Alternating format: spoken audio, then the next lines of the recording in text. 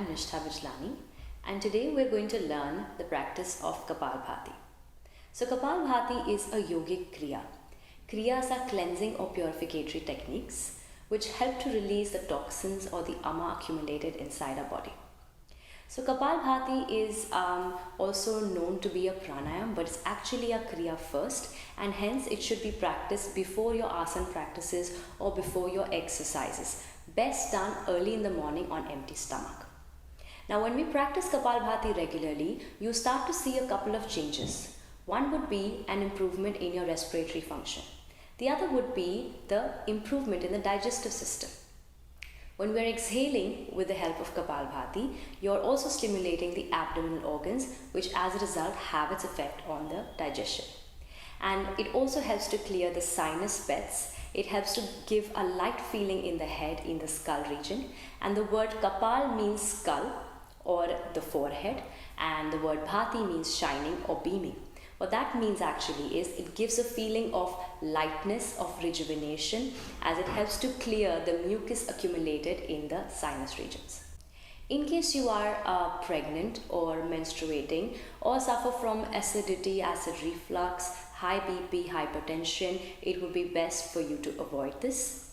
Now let's see how the practice is done.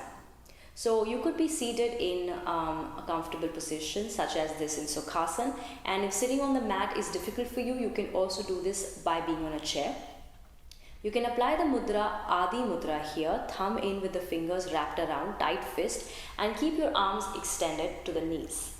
Now you're going to apply active exhalation, wherein you will feel the navel press in towards the spine. This pumping of the belly that happens is what you want to go for. So keep your awareness around the abdomen.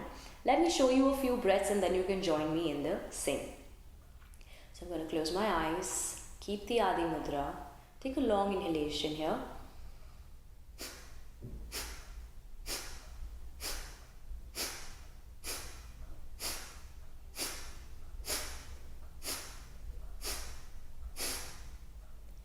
So as you notice, there was this navel pumping action that's happening here.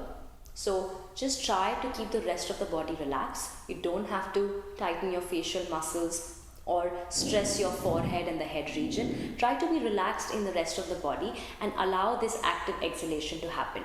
Inhalation is going to be happening as naturally as possible, so you don't even have to think about it. So let's go for another round together this time. You can take it up to 20 breaths. And keep the pace really comfortable. You don't have to speed it up. There is absolutely no need to go fast. So once again, adjust your position.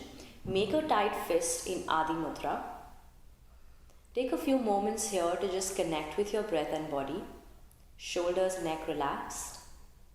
Make sure spine is lifted, but at the same time keeping it relaxed.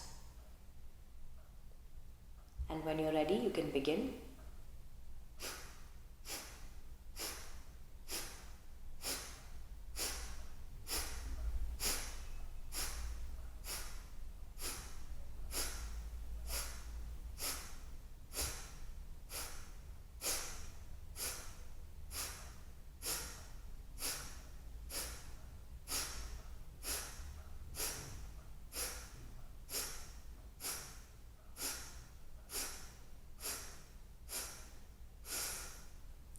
Once you finish, open up the fist, keep the eyes closed, and just take a moment to observe how it feels all over the body and the mind. Allow a light, relaxing feeling to take over.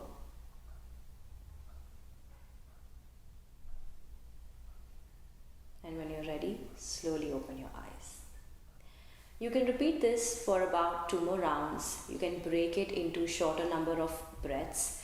Like we did 20 right now, the second round could go up to 40, maybe 50, and only gradually you shall increase the number of breaths. You don't have to go for 100 breaths at once, yes? So go taking small number of breaths, keep a comfortable relaxed pace.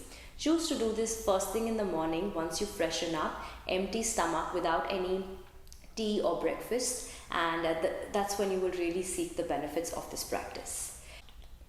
This is also best done during the winters or the cooler months. Avoid doing too much of this during the summers because it's a heat generating practice and it accumulates too much heat in the body. So if you are living in a place where it's naturally really cold or it's winters, it's the best time to make the most of it. Practice this as often as you can to really see the difference. Thank you for watching and stay tuned for the next one.